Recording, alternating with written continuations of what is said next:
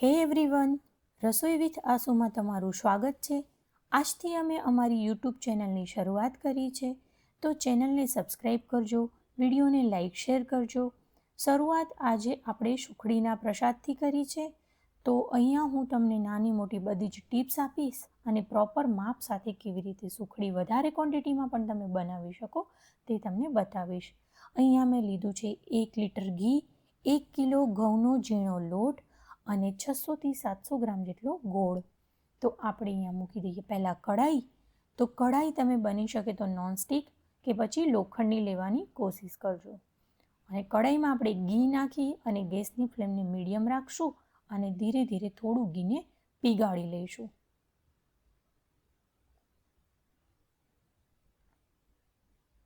ઘી પીગળવાની શરૂઆત થાય એટલે હવે આપણે ફ્લેમને થોડી સ્લો કરી અને આમાં લોટ નાખવાની શરૂઆત કરવાની છે. રોટલીનો જે ઝીણો લોટ આવે એ અહીં આપણે ઉપયોગ કરવાનો છે.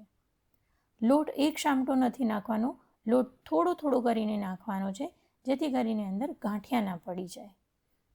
તો આપણે પહેલાં થોડો નાખીશું, પછી એને બરાબર મિક્સ કરીશું.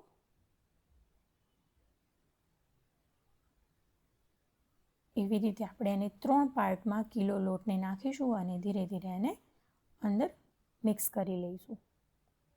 નાની નાની ટિપ્સ હોય છે જે આમાં હું તમને આગળ આપીશ, જેમ કે આપણને કેવી રીતે ખબર પડશે કે આપણો લોટ જે ઘીમાં બરાબર શેકાઈ ગયો છે, તો એ ટિપ્સ હું તમને આપીશ. ઓછું માપ, બહુ જ થોડું કેવી રીતે બનાવવું એ માપ પણ હું આપીશ. અને જો તમે મારી આ રીતને ફોલો કરશો તો તમારે ગમે એટલી વધારે પ્રસાદ બનાવવી હોય, કિલો 2 કિલો, ત્યારે પણ તમને રસોઈયાની કે કોઈ કંદોઈની જરૂરત બનાવવા માટે નહીં પડે. આ માપ પ્રોપર તમે ફોલો કરશો તો તમારાથી બહુ જ સરસ સુખડી બનીને તૈયાર થઈ જશે. તો હવે ત્રીજા પાર્ટમાં પણ આપણે બીજો લોટ એડ કરી લઈશું. જો તમારે બહુ થોડી ક્વોન્ટિટીમાં સુખડી બનાવવી હોય તો તમારે 1 વાટકી લોટ લેવાનો, 1 વાટકી ઘી લેવાનું અને અડધી વાટકી ગોળ લેવાનો. તો તમે આ માપ નોટ કરી લેજો એકદમ થોડી સુખડી બનાવવા માટે. અને જો વધારે કરવી હોય તો માપને ડબલ કરી લેવાનું. અને હા, હવે આપણો લોટ ઘીમાં શેકાઈ ગયો છે કેવી રીતે ખબર પડશે?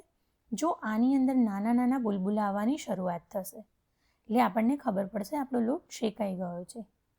અને બીજી રીત છે કે જ્યારે સુખડી બનતી હોય ને તો આસપાસ દરેકને સ્મેલ આવવા લાગે કે અહીંયા કંઈક બની રહ્યું છે, તો કિચનની બહાર આની સ્મેલ જવા લાગે ને એટલે સમજી જવું કે આપણો લોટ બરાબર શેકાઈ રહ્યો છે. તો હવે આપણે ક્વોન્ટિટી વધારે છે એટલે થોડુંક રાહ જોવી પડે. અને જોઈ શકો છો તમે અહીંયા કે બુલબુલા બનવાની શરૂઆત થઈ ચૂકી છે. તો હવે આપણે વધારે આગળ જવા નથી દેવાનો. લોટ જો વધારે આકરો થઈ જશે તો સુખડી આપણી કડક થઈ જશે.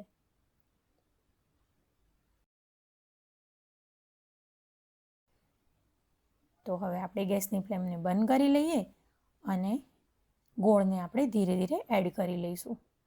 ગેસની ફ્લેમ બંધ કર્યા પછી જ ગોળ એડ કરવાનો. કેમ? નહીં તો જો ગોળ અંદર પીગળવા લાગશે તો એ પાણી છોડશે. આપણે એને લોટમાં સારી રીતે મિક્સ કરવાનો છે, આપણે એને ઓગાળવાનો નથી.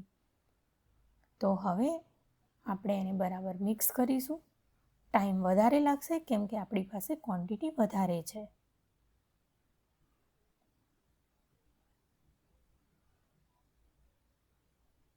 તો આપણે એને બહુ પેશન્સથી ધીરે ધીરે ધીરે ટાઈમ લઈ અને મિક્સ કરીશું. સારી રીતે મિક્સ હવે લાગે છે કે સારું એવું મિક્સ થવા લાગ્યું છે, તો હવે આપણે એને સાઈડમાં નીચે ઉતારી લઈશું જેથી આપણને વધારે સારી રીતે મિક્સ કરતા ફાવે. અને જરાય ઉતાવળ નથી કરવાની, તરત આમાં જામી જશે એવું નથી. એને ટાઈમ લાગશે, બહુ જ સારી રીતે મિક્સ કરવાનું છે. અને પછી આપણે આને 2 થાળી લીધી છે મેં.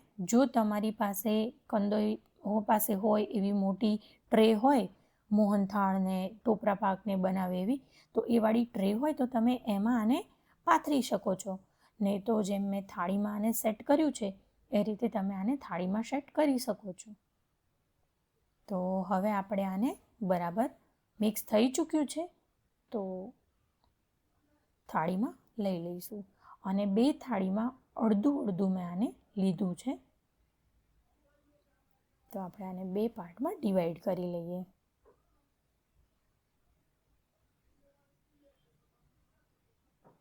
અને બરાબર ડિવાઈડ કરીએ અને આપણે એને સરખું થાળીમાં તવેતાની મદદથી સ્પ્રેડ કરી લઈશું. અને પછી વાટકીથી આપણે એને બરાબર પોલિશ કરી લઈશું ઉપર. અને એના જે ખૂણા છે એ પણ આપણે વાટકીના કિનારાથી એના બધા જ ખૂણા જે છે એને સેટ કરી લઈશું. આ રીતે પ્રેસ કરવાનું.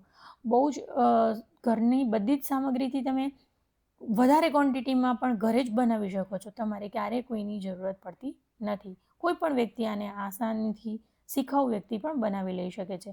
અને હા, સુખડીનો ટેસ્ટ એકદમ તમારી વાહવાઈ થાય ને એવો.